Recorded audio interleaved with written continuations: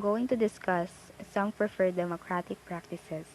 So this section illustrates some of the ways by which the rule of the people and the principle of equality are made concrete. Briefly, it provides an explanation on why people choose to do them. So first is suffrage for eligible citizens and qualified registered voters.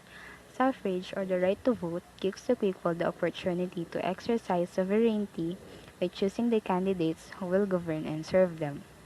Suffrage is an inalienable political right of the citizens, so that no one, unless declared by law as disqualified, should be deprived of its exercise.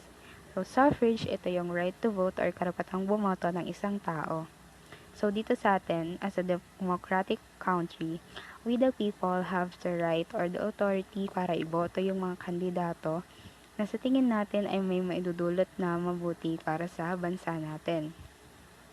So, sa ating mga qualified voters, nakasalala yung magiging future ng bansa natin base dun sa binoto nating candidates. Kaya, it's very much important talaga na kilatisin ng mabuti yung mga taong iboboto natin. Next is protest against election fraud. Protests against fraudulent elections serve as a potent tool for obstructing the continuation and promotion of flawed electoral processes. So we all know that election is one of the vital components of democracy. And syempre hindi maiiwasan dito yung mga pandaraya or yung election fraud nga kung tawagin. Election fraud is ito yung kagaya ng vote buying during election period. And of course, as a responsible members of the electorates, the people should be vigilant against election fraud. So, for example na lang dyan is yung nangyari between President Marcos and Corazon Aquino, wherein they detected a discrepancy between the computer tabulation results and the figures on the tally board, favoring the incumbent President Marcos against the oppositionist Corazon Aquino. And ito yung nag-triggered ng People Power Revolution noong 1986. And kapag hindi napatunayan yung pandaraya na yun, the winners of the fraudulent canvassing of votes would be declared as official winners and will assume their role. And syempre, hindi naman yan makatarungan, both to the voters and to the legitimate winners. Next is communicating with local government officials as a civic responsibility. So it is our responsibility to communicate with our local government by the means of expressing our thoughts and opinions regarding certain local or national issues and activities for the community. Kaya kailangan maging aware tayo sa mga nangyayari sa ating local government. And if makapansin tayo ng mga bagay na sa palagay natin ay mali or nakakasama sa community natin, ay pwede natin siyang i-report. So, civic responsibility differs from civic duty. The former is not necessarily a requirement. Yung civic responsibility, ito yung parang pagkukusa na natin. Ayun. And yung civic duty naman, refers to acts that the citizens are legally required to do, such as paying taxes, attending school, or registering for military service. So, yung civic duty naman is ito yung mga required natin gawin as a citizen. Ayan nga, kagaya ng pagbabayad ng tax, yung pag-register sa military service.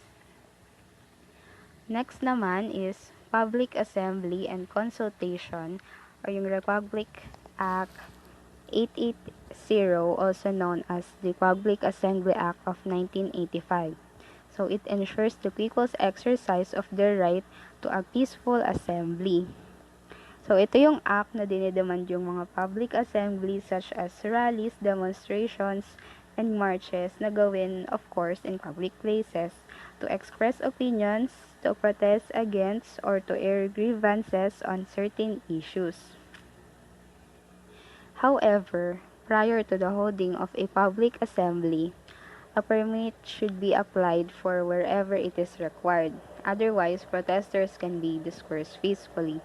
So, kailangan nila ng permit, and also Public assembly should observe self-control and avoid violence. Next is conduct of a plebiscite to amend a constitutional provision. The Constitution embodies the fundamental laws of the land, from which all other laws should be in accord with. Any initiative on the Constitution, such as an amendment, revision, or change, should be undertaken according to the law. So, plebiscite is an electoral process for approving or rejecting a change or amendment in a constitution. So, plebiscite, ito yung pag-vote ng mga electorate about certain public questions, kagaya ng pag-increase ng number of years in a term of office of the president. Siyempre, as a democratic country, nasa people ang authority and nasa people ang desisyon kung dapat bang baguhin yung provisions. So, next is benefits of democratic participation and importance of participation in democracy. So, all of the mentioned preferred democratic practices demonstrate the benefits of democratic participation and the importance of participation in democracy. So, democratic participation is involvement or engagement with something that is freely done without coercion and without threat or fear. Democratic participation likewise enables you to freely join or form a political party that will field candidates during election. So in democratic participation, it gives you opportunity to think aloud without fear about concerns in your community and society para ma-influence natin yung mga namumuno at para maipaalam natin kung ano ba yung mga concerns natin. And participation in democracy is important as it enables you to attain knowledge and experience of these democratic processes and practices. So, it makes you distinguish and discriminate democratic and undemocratic processes, practices, and concepts. Representative democracy. In the modern period, where large population usually from societies, representative democracy, also called indirect democracy, it is observed to be more popularly exercised. It is a political system where the qualified citizens exercise their political power through representatives. The sovereign power remains on the citizens, but its exercise is delegated to the representatives they elect. In the 1820s, philosopher and political thinker James Mill considered the system of representation as the legend discovery of the modern times. Representative democracy is an indirect democracy. The people choose the representatives, takes decision on the formulating of laws and policies. For example, indirect democracy or representative democracy is when citizens elect representatives to make laws for them. This is what most modern countries have today. In many representative democracies, like USA, Canada, India, and so forth. For example, in our school, kunyari, kailangan natin ng isang mamumuno or magiging leader para mayroong gumabay sa atin. And hindi naman pwedeng lahat tayo ay magiging leader. Kaya pipili tayo ng isa sa ating magkaklase ng magiging leader or president of our classroom. So, we will vote para malaman kung sino ang nais natin na maging leader. Then kung sino ang napagdesisyonan or nanalo,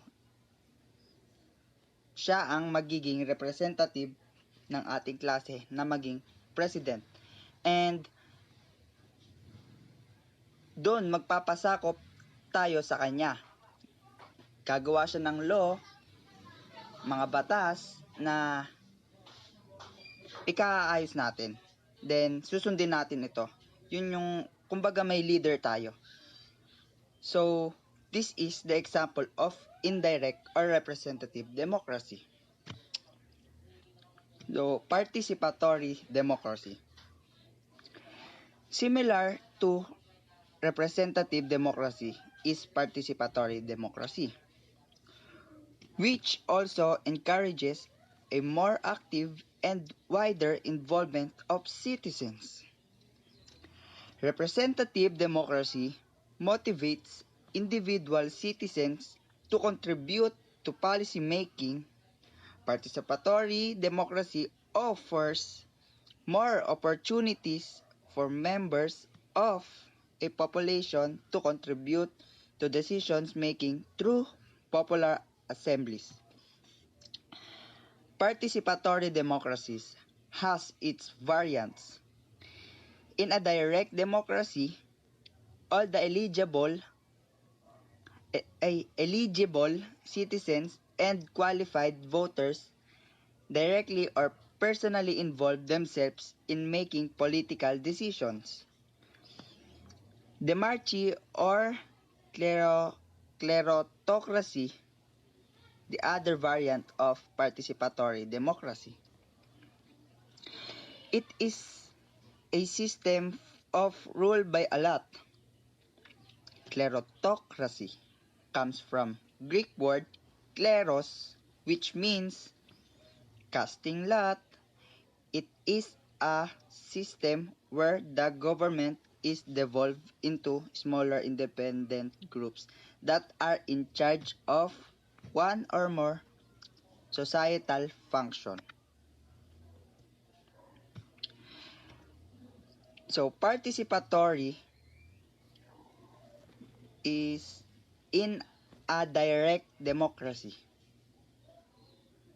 The decisions relating to government policies, laws, and other issues are taken by the people. And klerostocracy isn't exactly the same as demarchy.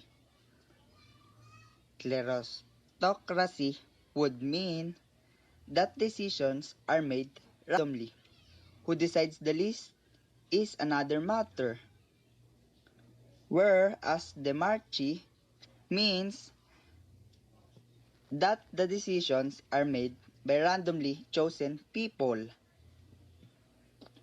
This is the example of example of participatory democracy. Like Switzerland. Switzerland is a rare example of a country with instruments of direct democracy at the levels of the municipalities, cantons, and federal state. Citizens have more power than in a representative democracies. Undemocratic practices in democratic and social relations. So what is undemocratic practices? Undemocratic practices is not agreeing with democratic practice or ideals. In short, not democratic. Example ng undemocratic practices is all the people have to follow the state religion. That is undemocratic because according to our constitution, people can follow any religion they believe and want to follow. Sa undemocratic, parang pinipilit nila ang isang tao sa isang bagay. Sa democratic naman is meron silang freedom of choice. Number 1, gender. One of the oldest areas where inequality, exploitation, and oppression exist is in gender or sexual identity. Gender bias refers to a prejudicial act or attitude